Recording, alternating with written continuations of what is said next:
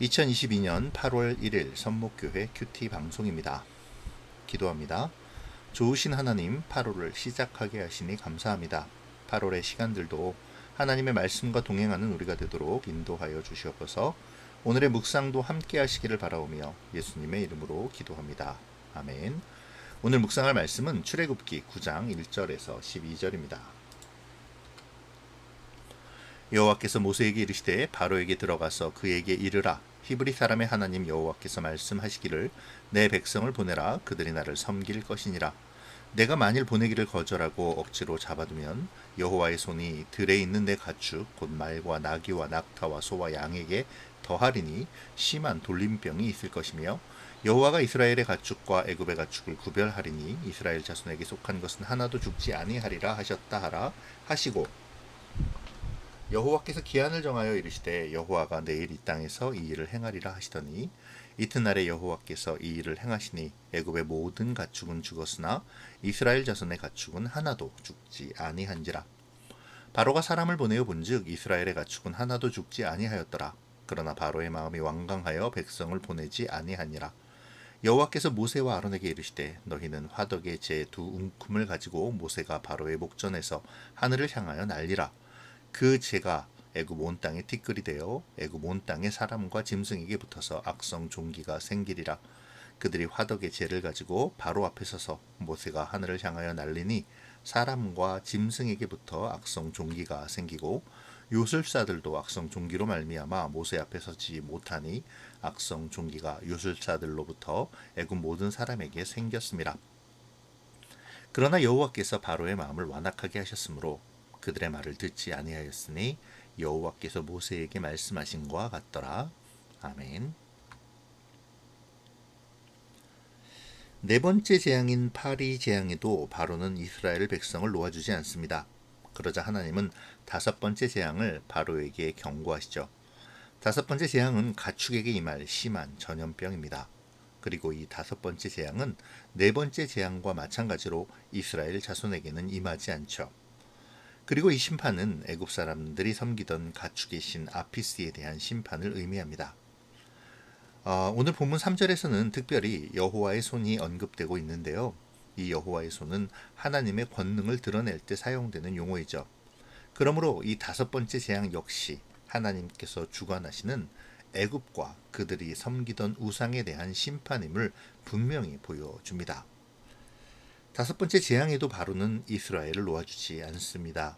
사람을 보내어 조사한 바 이스라엘의 가축이 하나도 상하지 않음을 알게 된 바로의 마음이 상하여 스스로 완악하게 되었기 때문이죠.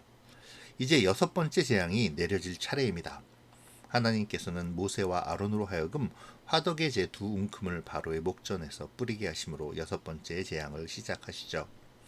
여섯 번째 재앙은 악성 종기가 사람과 가축 모두에게 임하는 것으로 내려진 재앙입니다. 10가지의 재앙 중 처음으로 사람의 생명을 위협하는 재앙이기도 했죠. 이 재앙으로 말미암아 애굽의 모든 사람이 악성 종기에 걸리게 되는데요. 이 종기는 애굽의 술사들에게까지 임하므로 그 술사들의 무능력과 거짓됨을 확실하게 드러냅니다. 그렇지만 바로는 여전히 이스라엘을 놓아주지 않죠. 하나님께서 그의 마음을 완악하게 하셨기 때문입니다. 하나님께서는 다섯 번째 재앙을 예고하시며 바로에게 이 재앙이 내일 바로 시행될 것을 선언하시는데요. 이 하루의 시간은 두 가지의 교훈을 우리에게 알려줍니다. 먼저 하나님은 심판의 시간에 앞서 항상 돌이킬 기한을 주신다는 것이죠. 엄청난 진노 속에서도 하나님의 말씀을 경외하며 따르는 자들에게 긍휼의 시간을 주시는 것입니다. 말씀을 듣고 회개하는 자에게 그들의 가축을 재앙에서 건질 수 있는 시간을 주시는 것이죠. 실제로 내일 본문에서 애굽 사람들 중 일부는 하나님의 말씀을 새겨들어 우박재앙에서 벗어남을 볼 수가 있습니다. 이렇듯 하나님께서 주신 하루의 시간은 돌이켜 하나님의 말씀을 따르기에 충분한 시간이 되죠. 이 시간은 바로에게도 마찬가지입니다. 이미 네 가지의 재앙으로 하나님의 권능과 여호와 되심을 경험했던 바로에게 하루는 충분한 시간이었죠. 사실 바로는 깊이 고민할 것도 오랜 시간을 따져볼 필요도 없었습니다. 이미 경험한 하나님의 권능만으로도 자신이 고집을 피워서는 안 됨을 깊이 인지하고 있었을 테니까요. 하나님의 권능 앞에 왕으로서의 권위는 아무것도 아님을 인정해야만 했습니다. 하지만 바로는 그리하지 않았죠. 하나님의 시간 앞에 그는 자신의 어리석은 권위와 체면, 권세만을 내세우고 있습니다. 하나님이 허락하신 그 귀한 시간을 허투루 낭비하고 있죠.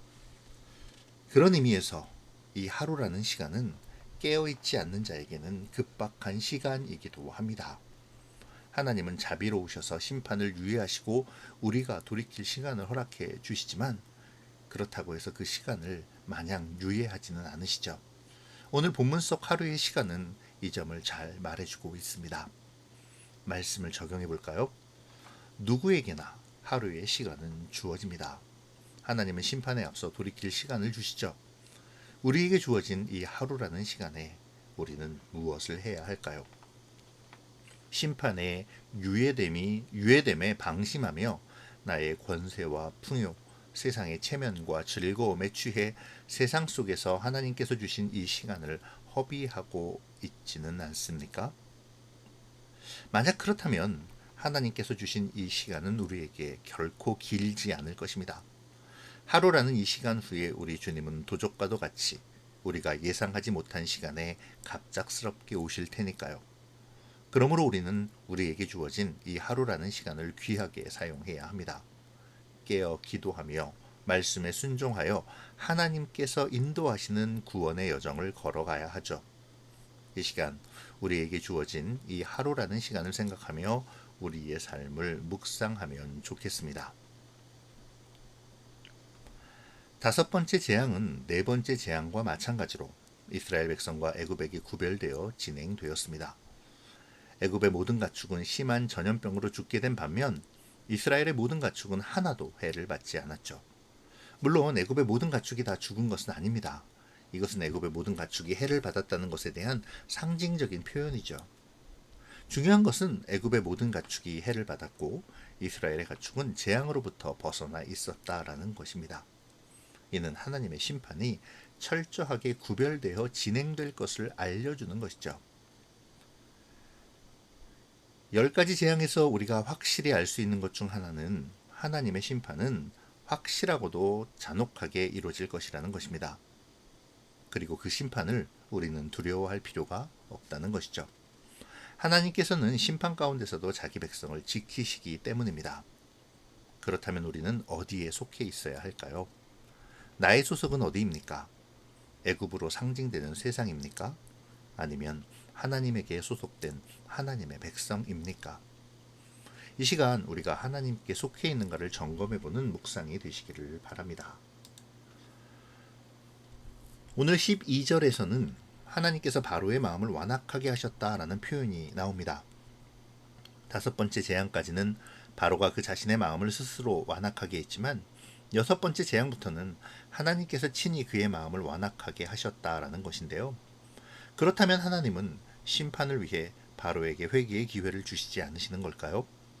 바로에게 악한 마음을 주시는 분이 하나님이시라면 하나님은 악의 조종자이신가요? 그렇지 않죠. 이 표현은 하나님이 그가 악한 마음을 먹도록 그냥 두셨다는 것입니다. 바로가 마음을 돌이키려 하는데 하나님께서 그 마음을 돌이키지 못하도록 완악하게 하시는 것이 아니라 바로가 백성들의 고통을 보면서도 조금도 자신의 뜻을 굽힐 마음이 없기에 그 마음을 죄 가운데 내버려 두시는 것이라는 것이죠. 우리의 마음은 어떻습니까? 우리는 하나님의 경고의 메시지와 인도의 메시지를 들으며 또 보면서 어떤 마음을 갖고 있습니까? 완악하다는 것은 자신의 생각과 뜻을 버릴 마음이 없이 자기를 고집하는 마음을 뜻합니다. 그리고 이러한 마음은 자기의 잘못을 깨닫지 못하게 하고 회개의 자리로 나가지 못하게 하죠. 이 시간 우리를 깊이 돌아보아야겠습니다. 하나님께서 우리를 내버려 두시지 않도록 우리 스스로를 살펴 나의 뜻이 아닌 하나님의 뜻을 따라 살기를 다짐해야 합니다. 그러한 다짐이 있는 오늘의 묵상이 되시기를 바랍니다. 기도로 마치겠습니다. 좋으신 하나님 감사합니다. 오늘도 말씀을 통해 우리를 바라보게 하시니 감사합니다. 주님, 우리에게 주어진 시간을 올바로 바라보게 하시고 온전히 주를 알고 주님의 뜻을 따르는 시간을 살게 하시며 우리 스스로 완악하게 되어 주님으로부터 멀어져 심판의 자리로 나아가지 않도록 우리를 인도하여 주시옵소서. 늘 우리가 주님 편에 서기를 원합니다. 주 안에서 주님의 뜻 가운데 살아가기를 소원합니다. 오늘 묵상을 통해 우리의 마음을 돌아보고 다시금 결단하는 시간이 되게 하여 주시옵소서. 감사를 드리며 예수님의 이름으로 기도합니다. 아멘.